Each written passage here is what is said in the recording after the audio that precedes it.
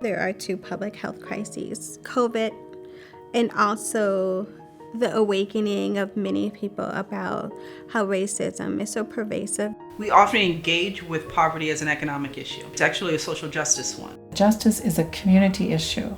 We don't have a poverty system in this country that works. We have a poverty system that is a poverty prison. The systems in place almost virtually make it impossible for somebody to move out of generational poverty. Women are twice as likely, if they're single moms, to be at the poverty level. You can't pay your rent, you've got medical issues with your child, you have educational challenges for yourself. It's not necessarily always safe. Jobs that don't pay enough for people to build wealth. Transportation barriers, fiscal cliffs. In Minnesota, there were 150,000 households that made $50,000 or less a year that were paying more than half of their income on rent before COVID. There's not enough housing. There's not enough housing that people can afford, and we just need to do more. We need to do a lot more. We're seeing homelessness across the country growing because of the income divide. Domestic violence, untreated, undiagnosed mental health. A child that is raised in not just poverty, but being homeless, they may never recover. Be helpful in some way.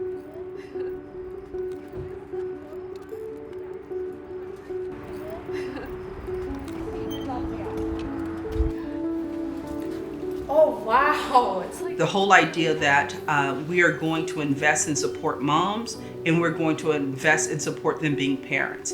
Oftentimes, you have to make a choice. If we're going to disrupt generational poverty, if we're going to go further faster, it's a yes and proposition. Jeremiah is one of the nation's most successful strategies to end the cycle of poverty for single moms and their children 2 generations at a time.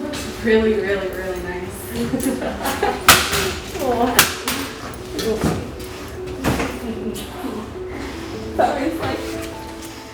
Providing safe, affordable housing, a career track, college education, on-site early childhood education for their children, life skills and empowerment training, and then what our founder would say is really the secret sauce of Jeremiah program, that's this community of support. It's almost a cliche to say that it takes a village to build a family, but it's not a cliche. All of the many faceted things that are in one's larger community that have anything to say or anything to do with helping a family raise its children, the community can add if they want. The problem is they're all siloed. They don't really communicate with each other. And the Jeremiah program is so unique in that this group comes together and works together for the same mission and same purpose. They have the hope, resiliency, determination, and perseverance, but the systems that are in place make it very difficult for them to move out of poverty. Things started getting rocky for me is when my parents got separated. My dad had a gambling addiction, and when he left the home is when I started looking to different things, a lot of fear, and there was definitely a lot of anger. From ages 12 to 15, my drug abuse went to addiction, and that's when I first started experimenting with methamphetamine. For 10 years, I was in different chemical dependency treatments. My mental health was never addressed.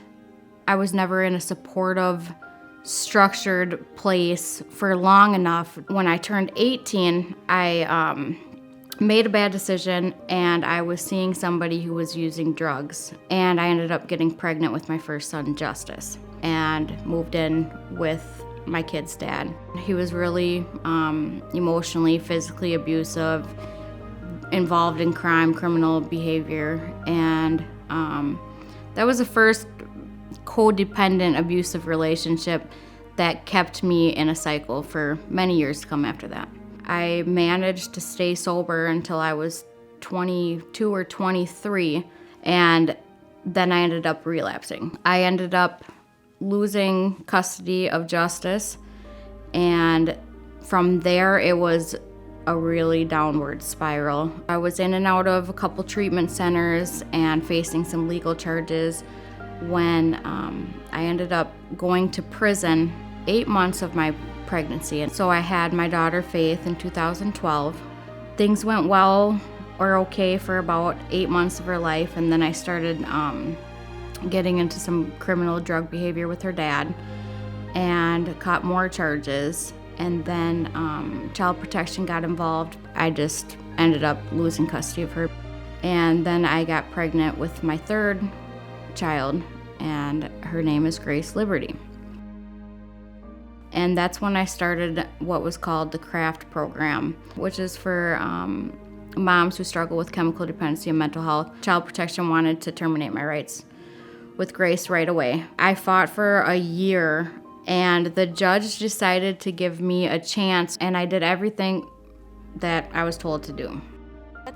I was granted custody of Grace is when the Jeremiah program came to one of our CRAFT meetings, hearing about this supportive environment and what the goal was.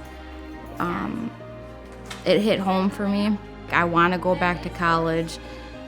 I want to go get my degree. I felt like it was the right time and the right support and accountability to help me achieve that dream. We are in a nice place. Yes, it is a nice place. It is there. Since I've moved into Jeremiah, a lot of different pieces of my life are coming together. It's been a long time since I've been in school. I am getting all 100% in my English class. Yeah, true story.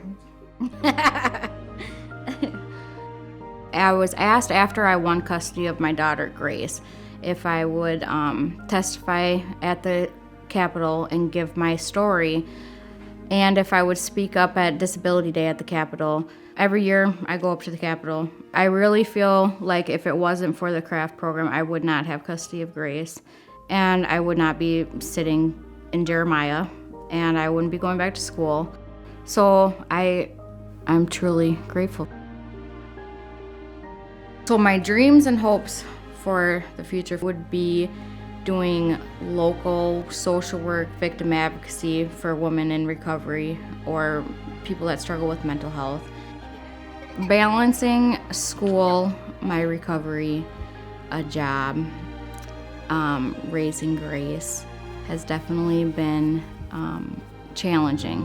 Keeping my emotional health is number one for me. I'm not living in the shame of my past, and I'm in a position to use my past as a story of what other people can overcome. For Jeremiah, having the holistic approach to address all areas helps keep us like the most empowered and the most solid that we can possibly be.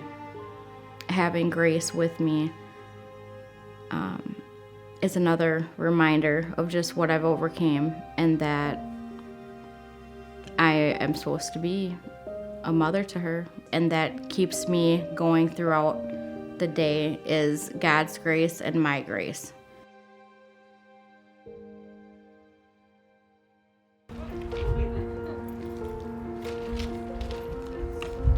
For a mom to be a participant in Jeremiah program, they have to be attending college, they have to be working or volunteering part-time, their children have to be going to the Early Learning Center, the Child Development Center, they have to be meeting with their family coaches, they have to be attending weekly life skills classes. And the empowerment course goes from 10 to 16 weeks, and then they're able to either admit fully into the program or move into the residential campuses. They're with us for an average of 3 years. Empowerment is really the foundation of what we do, that emotion regulation. It brings women from victim mentality to, I can do this. And we have to work on that first. We have to get them strong on the inside first. We're able to work on those life skills, the parenting, healthy relationships, which healthy relationships I think is a huge part of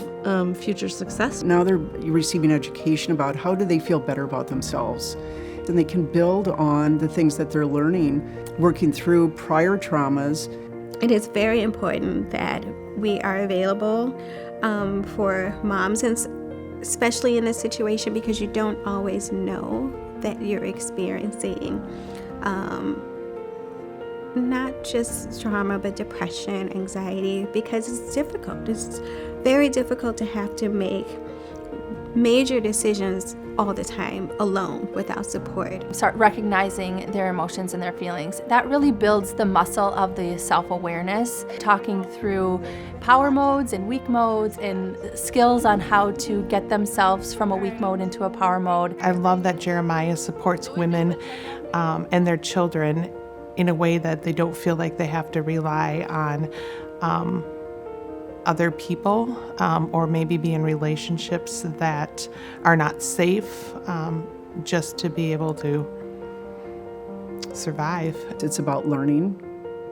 It's about having expectations for yourself. It makes people much more accountable. We're talking about the development of the whole person, which means emotionally, psychologically, it means body, mind, and spirit. The women at the Jeremiah program have an environment in which to develop, to become a whole and thriving person. Gaining that confidence of themselves and knowing that they have that intrinsic value no matter what their history has been, that provides the strength to move forward for themselves and for their children. One of the things about the Jeremiah program that the participants had talked about is that they felt that they never had someone that had their back. This affirmation together as women, as sisters, empowering each other. One of the things that Jeremiah brings to the community is the fact that we need mentors, we need educators, we need everybody at the table to help persons and give them a hand to move them across that bridge. And to have the type of protection and security and the kindness and the generosity of the program without strings attached was tremendously transforming for me. I really believe that what the program gave to me allowed me to heal in a natural way. What they do with each other and for each other is translated into love. And it's translated into compassion. It's translated into forgiveness. These are all tools that are part of, in the best possible use of the word, empowerment, forgiveness, compassion, kindness, love. My mom, she had a drug addiction. She was using drugs when I was born. We've never lived in a place for more than a year. In and out of shelters, foster care. Childhood wasn't really childhood because we had to worry about like survival. I struggled a lot with like behaviors though. Like I fought a lot. I fought a ton in middle school and high school. I started just to know like there was more to life. You know, I started reflecting on my childhood. And I didn't want to be like my mom or what I've seen. I knew like I could do more. Like I knew I was smart and I've always had it in me, like I can do more. And that's when I started getting introduced to like the healthcare field. And I decided to do the CNA program. And I decided to do the PCA program.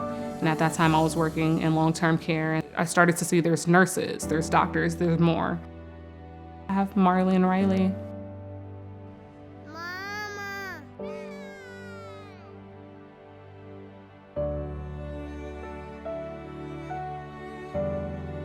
I was very scared to be a mom because I didn't know what a mom was. I was never taught the I love yous, the hugs, the kisses. Like I knew I had to do that. I just didn't think that I could be like a good mom, like I would be enough. So yeah, I'm going to get emotional. Yeah, like, yeah, I'm sorry.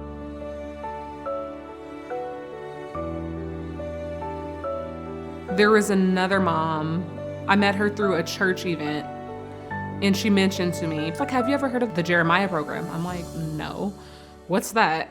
I know how hard it is to go to school and to have one child, and I knew like, okay, Mayana, you need help.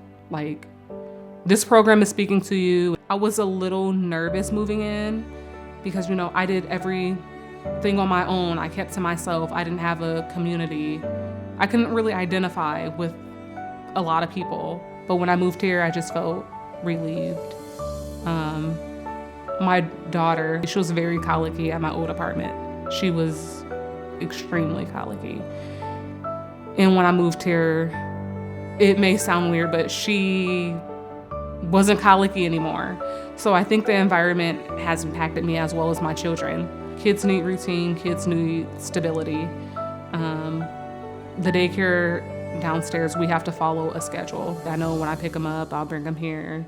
We'll make dinner, we'll eat. That's what's so interesting about the Jeremiah program. Like, they want to help moms, but by helping us, it helps us raise our kids. Empowerment, it has taught me, and I'm working on it still, how to recognize my emotions and how to respond to them and not to be so reactive in situations. If you be a good boy and eat, you can have a tiny bit of ice cream. Before I moved to the Jeremiah program, I felt alone, I was very stressed. But being here is just, I don't know, it's lifted a weight off of my shoulders, honestly. And it made me believe in myself more. Now, a couple more structures that empowerment. It helped me reflect on who I am. My short-term goal is to get my bachelor's and to get some experience under my belt. My long-term goal is to be a nurse practitioner, to have my own clinic and help some of the young women in an impoverished area. But I feel like I'm still a work in art, and I know for a fact like my future will be good.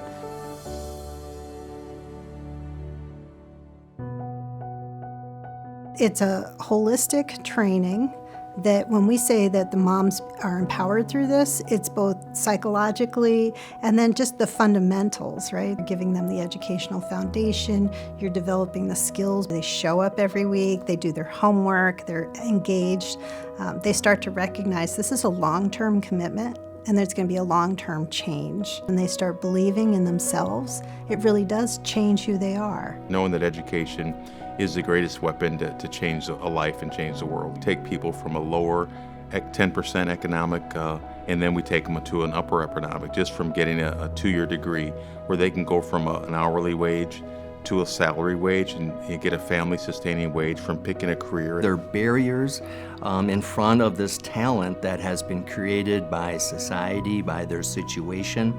And we work to try to remove those barriers. Those empowerment coaches, those life skill coaches can come in there and start challenging them to think about, what about 5 years from now? What about 10 years from now? What's their trajectory?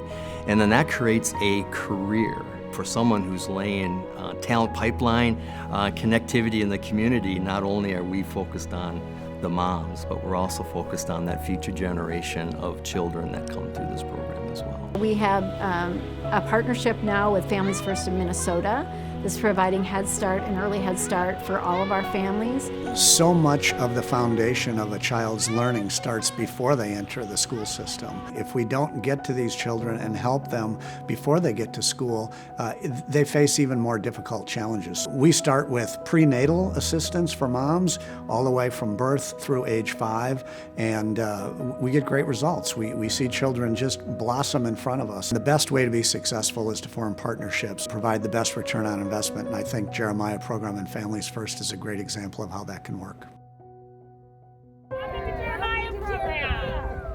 Nobody can build a building like a Jeremiah Program complex by themselves. It takes a bunch of committed partners, it takes vision, it takes years, oftentimes, lots of funding sources. One of the most exceptional things about how Jeremiah Program Southeast Minnesota came together was this incredible cross-sector support. The Coalition for Rochester Area Housing, the collaboration of the Mayo Clinic, the City of Rochester, Olmsted County provided funding.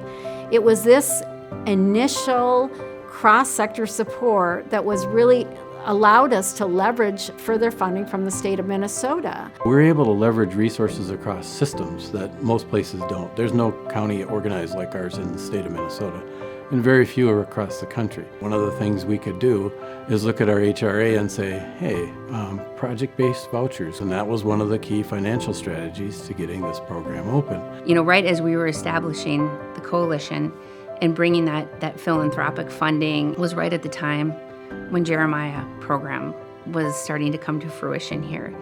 And so as we looked at the innovative and different ways that we can help support affordable housing here in Rochester in southeast Minnesota, this was one of the first projects that came forward. This is a program that has worked and has shown a track record of success. The private and the public sectors, the faith-based communities, come together for different reasons. I don't think we can do one without the other. I think we all need to contribute. It really also took advantage of the unique aspects of a successful model that has a partnership between private foundations like our own, between individuals, and between the government program. So we saw that as a long-term benefit for sustainability.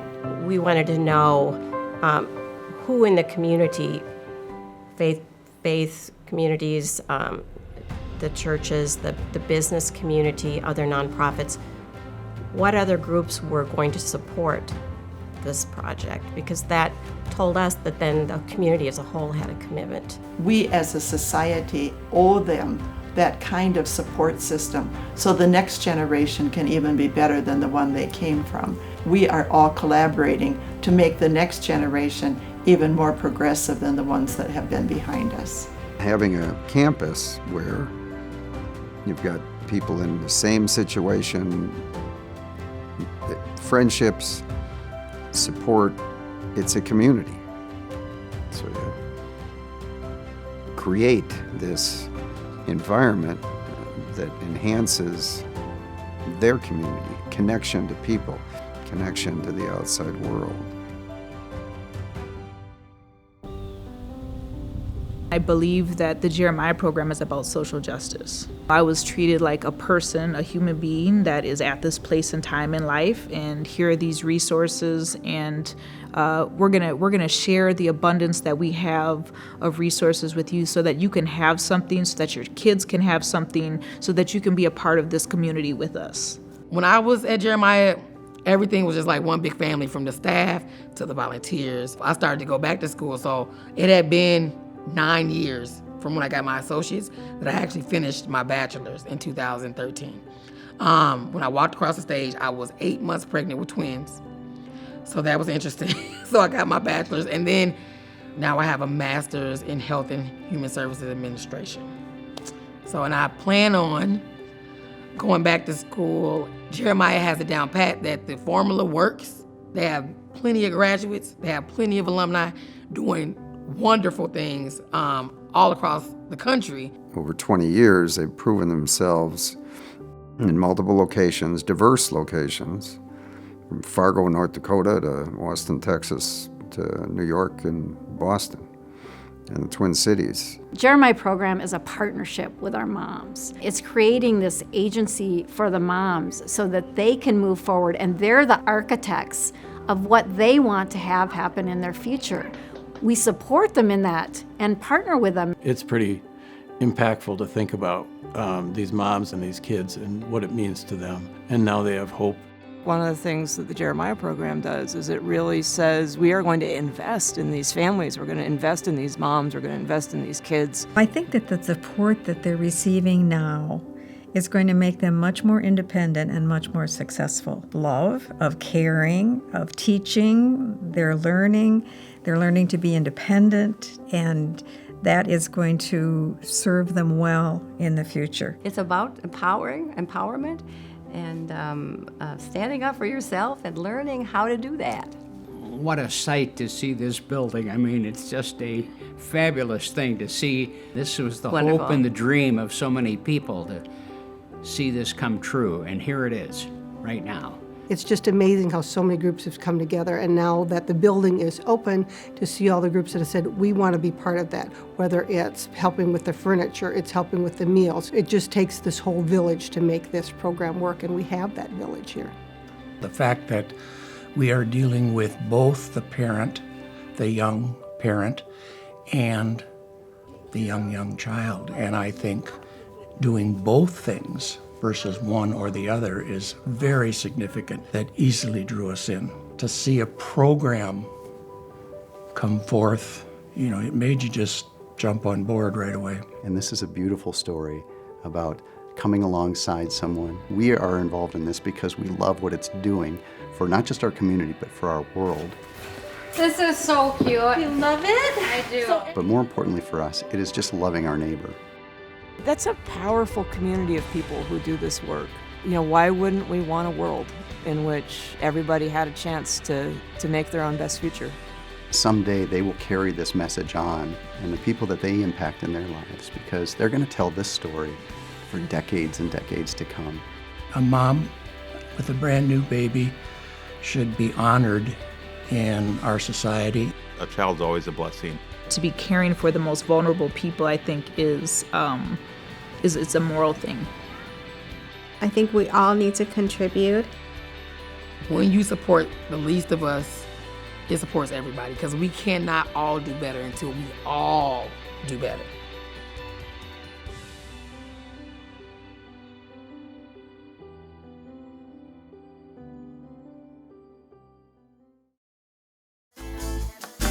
But right around the corner, there's a place where you'll find yourself thinking, wow, if only I knew then what I know now.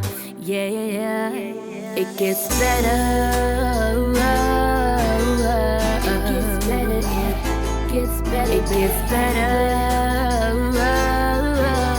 Yeah, it gets better. It gets better.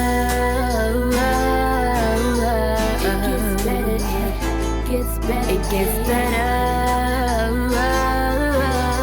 It gets better, yeah, it gets better. To my single mamas working hard to provide, to my young brothers hustling, trying to survive. Oh yeah, this is for my students worried about tuition, attendance, scraping up past the rent. And we know money ain't always the issue. Got heartache and heartbreak, I hate yous, I miss you.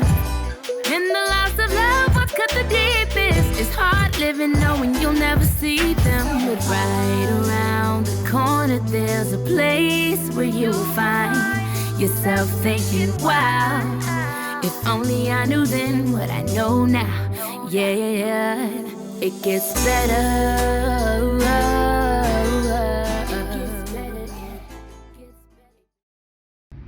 See, now you do it. See, you're doing it. See, look at that. I carry love as I go. I carry love as I go.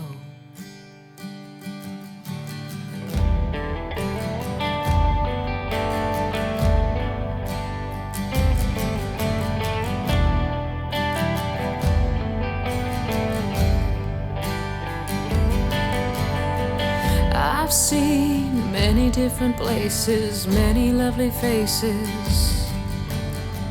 I've heard many wretched stories, so many left lonely. I carry love as I go. I carry love as I go. I've watched many overcoming, broken but becoming, pressed down into tiny spaces, no worries, only patient. I've known